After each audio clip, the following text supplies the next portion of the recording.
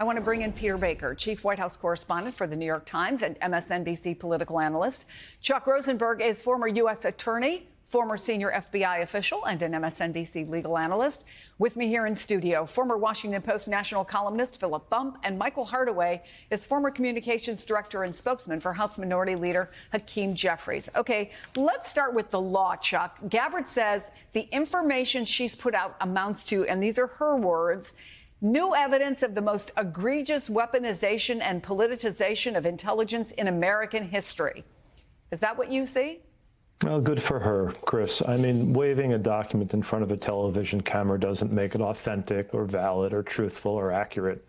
And this may sound incredibly quaint, but if you actually want to charge someone with a crime, try them and convict them, you need this pesky little thing called evidence. And evidence under the federal rules would have to be reliable, relevant, and admissible. So my way of thinking, a House committee report, whether authored by Democrats or Republicans, don't meet any of those standards, and I would discount it entirely. So, Philip, this is something the president has been promising for years, that pesky thing called evidence. And I want to play some of what we've heard over the years. Take a listen. The concept of Russia with respect to us is a total phony story. Meaning the Trump campaign. Of course it's a total phony story. We have to find out what happened. I'd love to find out what happened. But you don't think it's I can tell you one thing. It had nothing to do with us. Looks like a very serious event, but we'll find out. When they look at the documents, I think people are going to see a lot of bad things happen. There's tremendous evidence right now as to how unfairly treated I was. President Obama and Biden spied on my campaign. It's never happened in history. They are trying to steal the election, just like they did it last time with spying, and we caught them, and that included President Obama. Again, none of the investigations ever showed anything that would support anything he just said there. So why, after all these years, after all these investigations, are we back at the same point with the president promising something that he has never been able to deliver? I'd say there's three reasons. The first is that his base has been inculcated in this idea that Barack Obama is just the worst political actor there's ever been, stoked by Donald Trump, and are eager to see vengeance enacted upon Obama and his allies. The second reason is that Trump himself feels very slighted by this. He's been angry about this for a long time. You know, the 2016 election, he got mad about Russia. 2020 election, he got mad about the fact that he lost. He, as president now, he's trying to use his power to try and get back at everyone who he thinks caused those things. But the third reason is Jeffrey Epstein, right? The reason this is happening now is always going to happen. Like, let's be clear. You saw it right there. He's very mad about this, so this is going to happen. The reason it's happening now is because he wants people not to pay attention to Jeffrey Epstein. He said so explicitly, both yesterday at the White House and speaking to legislators. Peter, you've covered both President Trump and President Obama. As the statement from the Obama office noted, they typically don't respond to what they call constant nonsense coming from the White House, but they did this time. Why this? Why this time? Well, I think the attack on Obama is so over the top. You know, his not only using words like treason, not only, you know, suggesting there was a crime there, but even posting this video, this AI video showing Obama being forced to his knees and handcuffed in the Oval Office and taken off to prison. We've never seen any president do this kind of thing. And it's just, I think for Obama, either A, it's personally offensive in the way he finally says, I'm going to say something, or B, he wanted to make sure that nobody in the public confused this this level of spin being put out as anything being truthful. So he wanted to make sure the record didn't stand uncontested.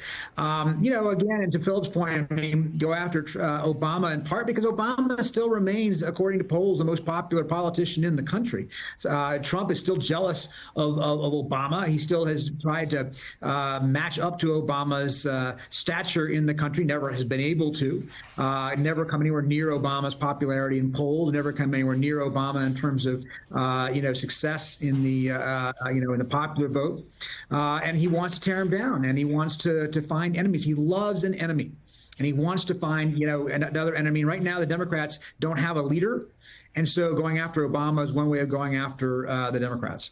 Yeah, and I'll add one more thing. When historians are asked about best and worst presidents, Donald Trump has never come anywhere near Barack Obama. Michael, the Democratic California Congressman Pete Aguilar told NBC News, reflecting what we just heard, quote, they'll release anything if it buys them another day or two not to talk about Epstein or get the angry mob to talk about Epstein. But if Democrats respond to it, as Pete and many others have, if the former president of the United States responds to it, does it just give it more oxygen and provide more of a distraction? Yes, but there's a way to do this properly. What Democrats should do is they can respond to it and then pivot to the fact that Donald Trump is overseeing a horrific economy, skyrocketing prices, 17 million people about to lose health care. Every other cost is rising, and Donald Trump is talking about the former president, whom he's been jealous of for at least 10 years, when, if you remember, Barack Obama roasted him during the dinner, and he's been jealous of him since. The truth is that Barack is smarter, he's cooler, he's better looking, and he's much more beloved than Donald Trump, and that really makes him jealous. Well, Philip, even if the president wants to distract from Jeffrey Epstein, does it cause even more problems just to go after Obama? And according to Axios, quote, MAGA's expectations are stratospheric. Failure to land anyone behind bars could be seen as a betrayal, a break from the promises made, promises kept mantra that has defined Trump's relationship with his base. So his base is already, frankly, really ticked off about the whole Epstein thing. So how does shifting to Obama help that? It's not like he's going to get a conviction and land him behind bars. What does he get out of it besides maybe one news cycle? Yeah, I mean, it gets to the personal satisfaction, which we've been talking about. But, I mean, it really does play into this idea that he has presented to his base that he is one of them fighting against the elites. And the challenge of the Epstein thing for him is it's hard for him to dissociate himself from the elite side of that because he's friends with Epstein, because he's in the power to release whatever he has. On this, though, he can come back to the side where he feels comfortable, where his base wants him, which is we're punching at all of the enemies of real Americans, and that includes Barack Obama and so on and so forth.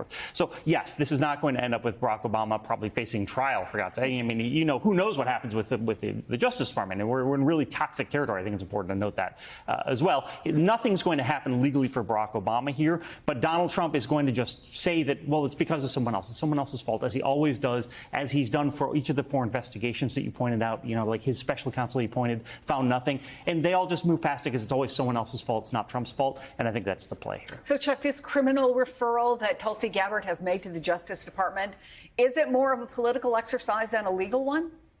Oh, absolutely. It doesn't really carry any legal weight. It doesn't bind the Department of Justice to do anything. Frankly, Chris, when you walk out of the studio this afternoon, you can make a criminal referral on me if you so choose, and it would have about as much meaning as the one that Tulsi Gabbard made.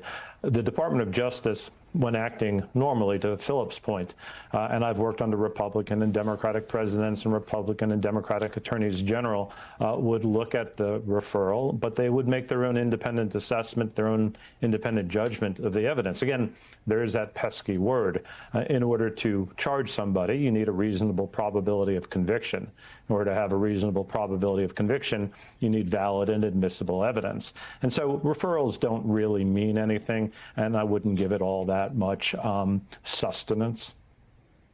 Michael, we heard Trump heap praise on Gabbard for her work last night, but only after those previous reports, frankly, that questioned her future in the administration. Listen to this. Director of National Intelligence. Oh, where's Tulsi? She's like hotter than everybody. She's the hottest one in the room right now because she found out with certainty. I think we knew it before, in all fairness, Tulsi, but now you have certainty. She has all the documents. She has everything that you need. And she found out that Barack Hussein Obama led a group of people and they cheated in the elections, and they cheated without question. But if it doesn't result in anything, and if the MAGA base gets mad again, is she just trading short-term praise for long-term problems? Because it will not be Donald Trump's fault if it doesn't come to fruition. That's for sure. This is like that movie Idiocracy. Like, they're all just bending the knee to this guy and pretending like he knows what he's talking about. I think that this is only temporary. He'll be mad at her again this time next week, and then she'll have to lie again to make him feel better. This is no way to operate for any government, much less the U.S. government, much less the person in charge of national intelligence in this country. Well, talking about the way to operate, Peter, this is another example of the federal government using time and taxpayer money and manpower to investigate things that have already been investigated. Is there not real stuff to focus on? Yeah, lots of stuff to focus on, of course. But you're right. I mean, look, this has been an obsession of his for a long time. And if there had been any there, presumably they would have found it in the 4 years they had after Obama left office, and they didn't. There were critiques of how the investigation was handled in terms of using the Steele dossier in some warrants for the FISA court and so forth. Those were addressed and certainly of concern to a lot of people. But the broader conspiracy that Trump is alleging here has never had any foundation. Remember, Trump has been predicating his political career since the beginning on spreading lies about Barack Obama. This is not new. He started on the national stage in a way by saying that Barack Obama was not born in the United States when he knew that wasn't true. He said he sent investigators to Hawaii to find it out, which he never did.